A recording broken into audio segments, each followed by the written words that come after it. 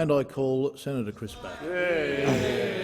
Mr President, I think I might need protection from some of my colleagues on both ends of the chamber, but can I say just how amazed and humbled I have been at the gestures of goodwill that have been extended to Linda and I, and I'm starting to worry, in fact, if it might not be an encouragement for me to go, Mr President. But it's just incredible the number of invitations I had only last Thursday. Senator Whish-Wilson invited me to join the Greens until such time as I couldn't vote for his banking bill, and then he withdrew the offer. And of course my colleagues here in the National Party all want me to join the National Party, but only until Thursday, when they thought they might be able to get the casual vacancy, and that's been withdrawn. But I do have to say just how appreciative I am of the goodwill that's been expressed. Mr President, the 11th of February 1990 was a day of enormous international significance, not because it was my 40th birthday, but because it was the day in which Nelson Mandela, after 27 years in prison, including 18 years on Robben Island, was released. For those of you that need to reflect on that, he lived largely his time 23 hours a day in a cell that was about the size of our bathrooms in our suites. He had opportunity of one visit a year, and he could send one letter a year.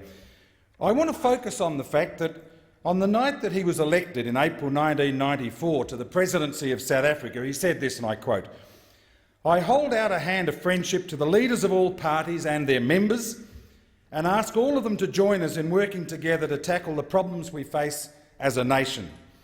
The government will serve all people of South Africa, not just ANC members." I make that point, President, because as I go, I've got to say to you I feel that there are some enormous challenges ahead of us in this country, and it is going to fall to the Senate to actually, on behalf of the people of Australia, to step up to the plate to what I will ask you to perform a Mandela moment. And on those occasions when it is necessary that the well-being of the people of Australia and this community is to the fore, that I ask you to recall the statements of Mandela and please put the country ahead of all else. While I'm on the topic, I do want to reflect briefly, if I may, on some of the standards that we've been seeing in the Senate, President, particularly in relation to sometimes the personal attacks on people. And I can do nothing better, as usual, than to turn to the library. And this quote was given to me yesterday it was the quote of a 19th century English historian, Henry Thomas Buckle, and he said this: "Great minds discuss ideas.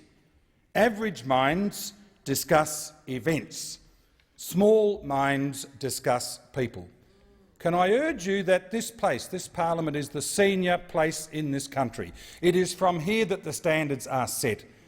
And it is fantastic. We've had great, robust discussions over time, different ones of us. I look at my colleague, Senator Doug Cameron, and we've gone toe-to-toe in this place. But on each and every occasion we've walked out of this place, President, and we've made sure that we've had an amicable discussion in the corridors. And I do urge that I think that is a reasonable way to go. In terms of appreciations, well, it's the case, Senator Hanson, that I just can't understand when I have this outpouring of invitations from the Greens and the National Party. I mean, where was the Xenophon Party, where were the Hansons and where were the Bernardis inviting me? But can I go back to the text and say that I obviously expressed my appreciation to the State Council of the Liberal Party in WA. They've pre-selected me and got me back here 3 times, and it certainly was the rural and regional members that were able to do that for me. Obviously the electors of WA who had that level of confidence. I do recognise my staff, Pierrette Kelly and Lisa Brooks, who have been with me since the beginning of the journey.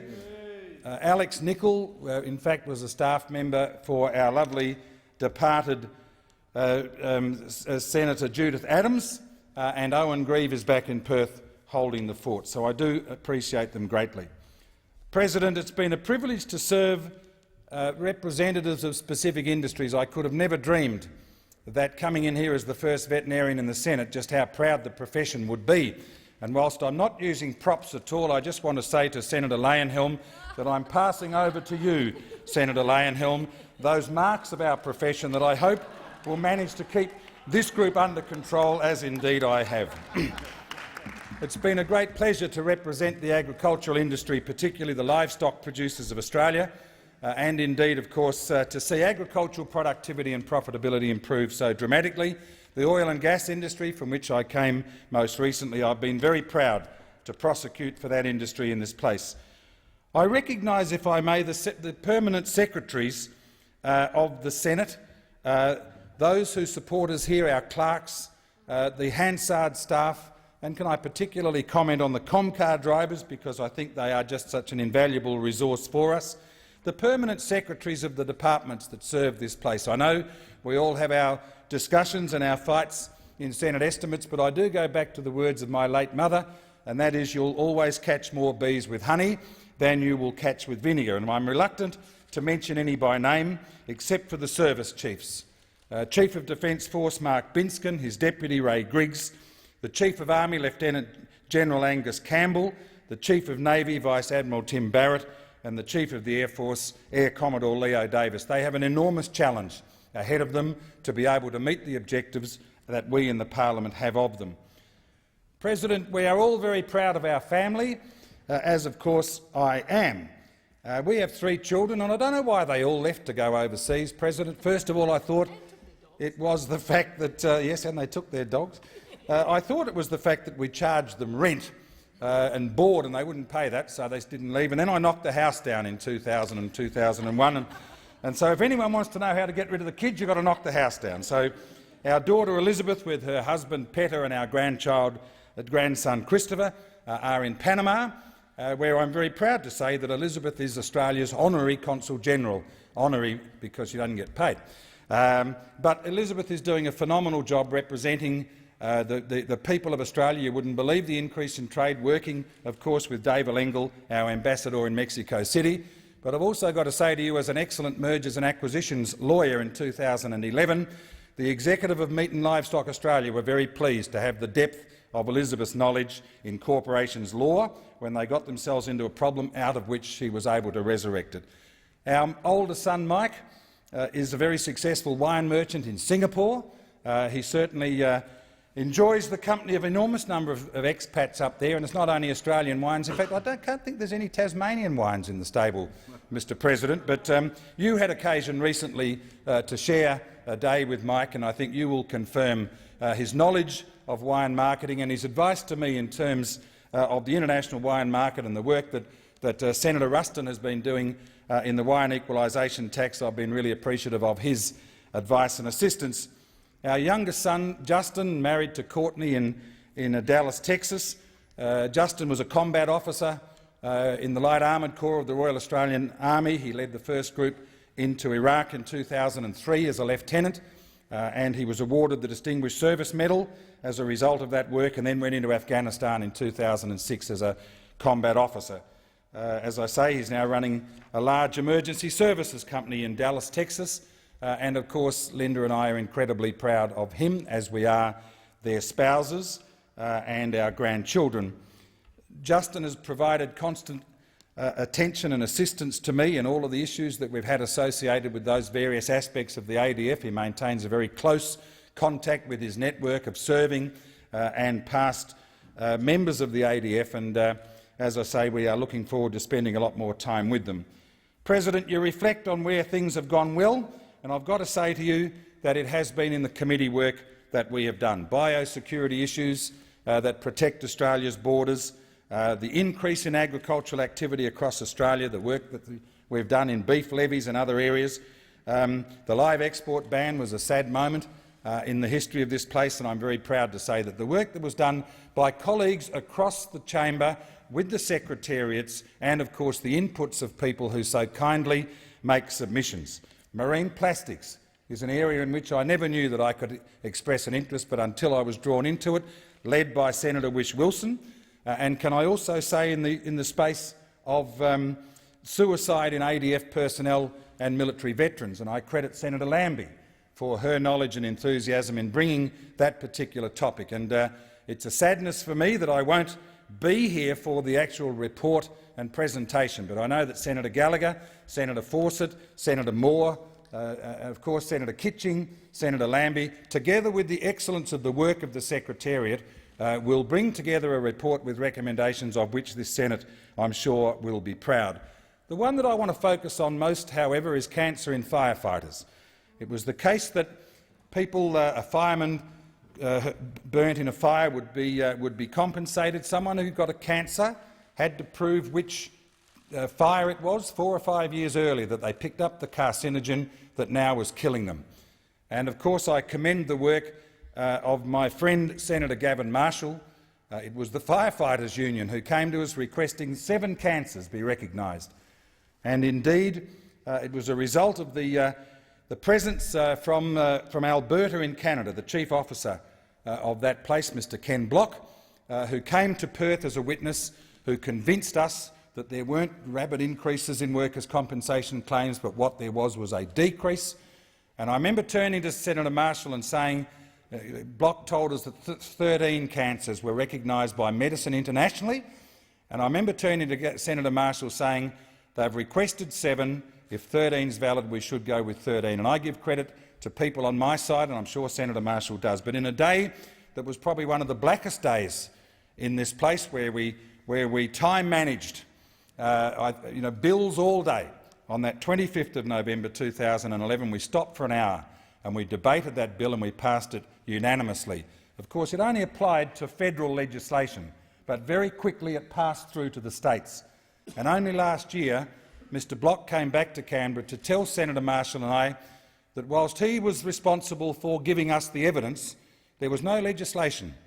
But that legislation passed in this place, in this Australian Parliament, has become the benchmark for similar legislation throughout the provinces of Canada, throughout the United States of America and indeed in Europe. That is what I call, President, a Mandela moment, because we were doing exactly what the people of Australia wanted us to do, and I think that has been absolutely amazing.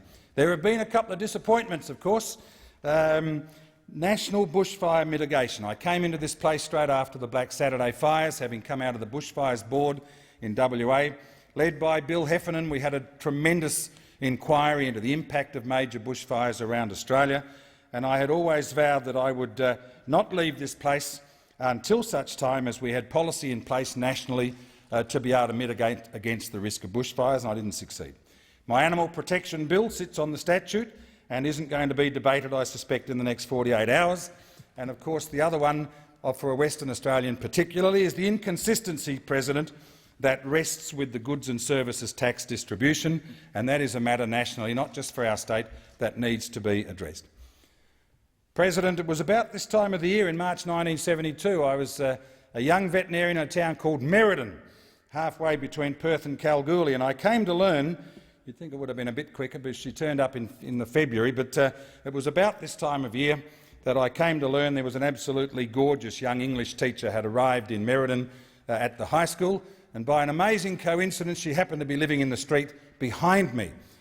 Now, President, it's true to say that I did have an ulterior motive, as you probably suspect I may have, in wanting to go around and see this young lady and make myself known to her, but it's not the motive that you might have thought, because I turned up sort of fairly nervous, and only Senator Leyenhelm would relate to this because he's probably tried the same one-liner. So I knocked on the door, she answered the door, and I said, "Would you like to help me come and do a caesarean operation on a cow?" Now, fortunately for me, Mr President, she did say yes. She didn't faint at the first sight of blood, and indeed the cow lived, and I always thought that was wonderful. And 45 years later, Linda has been with me every step of that journey, through 8 careers, 7 states and territories, 6 countries, 3 children, 2 grandchildren and 1 on the way. Linda's the glue that holds our family together. She can't be here today, and I suppose that's one of the challenges associated with travel from Western Australia. Her 92-year-old father faces cardiac surgery tomorrow, and as an old RAAF airman who saw service on Lancaster bombers over Germany right through the war, her priority, quite rightly, is with him. But I do hope, of course, that our second date will also last for 45 years, and that's going to start on an old Dutch barge on a French canal in a very, very few number of weeks. President, I conclude with the same Irish prayer that I used when I finished my first speech on St Paddy's Day in 2009, and it's this. And what it says is, "May the road rise up to meet you. May the wind be always at your back. May the sun shine gently on your face. The rain fall soft in your fields, and until we meet again, may God hold you safe in the palm of his hand. Thank you.